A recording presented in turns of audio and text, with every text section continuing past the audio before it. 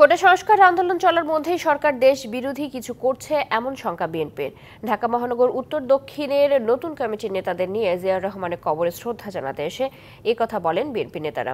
তাদের মতে ক্ষমতাসীনদের পতনই এখন বিএনপির সামনে একমাত্র চ্যালেঞ্জ। জীবন বাজি রেখে হলেও আন্দোলন সফল করার প্রতিজ্ঞাও নেন সর্বস্তরের নেতাকর্মীরা। নতুন কমিটির পর বিএনপি প্রতিষ্ঠাতা জিয়াউর রহমানের কবরে শ্রদ্ধা জানাতে আসে ঢাকা মহানগর উত্তর দক্ষিণ ও যুবদলের নতুন নেতৃত্ব।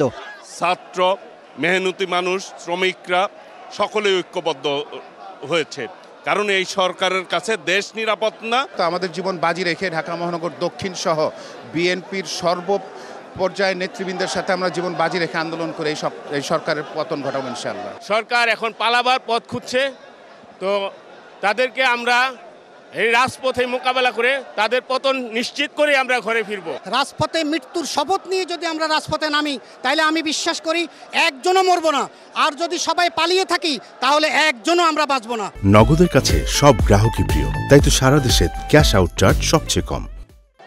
এ সময় অংশ নেন বিএনপির সর্বস্তরের নেতাকর্মী। কিন্তু এই প্যাসিবাদের বিরুদ্ধে শুধু ছাত্ররাই নয়, ছাত্র, যুবক, তরুণ, বিএনপি, শ্রমিক, মেহনতি মানুষ সবার দুর্বার গণ আন্দোলন গড়ে তোলাই আমাদের লক্ষ্য। ভর করার কথা যারা বলে তারা ভর করতে অভ্যস্ত, কখনো ভারতের উপরে, কখনো চীনের উপরে, কখনো অন্য কোনো দেশের শক্তির উপরে। এজন্য তারা মনে করে অন্যরা অবধায় এটা করে। এবার যে আন্দোলন হবে সেই আন্দোলনের মধ্যে দিয়ে আমরা বিশ্বাস করি যে সরকার বাধ্য হবে ক্ষমতা ছেড়ে তত্ত্বাবধায়ক সরকার অধীনে নির্বাচন দিতে। বিএনপি নেতা মির্জা আব্বাসের নেতৃত্বে শ্রদ্ধা জানায় সর্বস্তরের নেতাকর্মী। পরে গণমাধ্যমের সামনেও আসেন বিএনপির এই নেতা।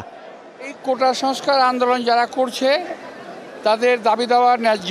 বিএনপি এর সঙ্গে আছে এই কথা বলে আসল বিষয়টাকে ধামাচাপা দেওয়ার চেষ্টা করার কোনো প্রয়োজন আছে বলে আমি মনে করি না।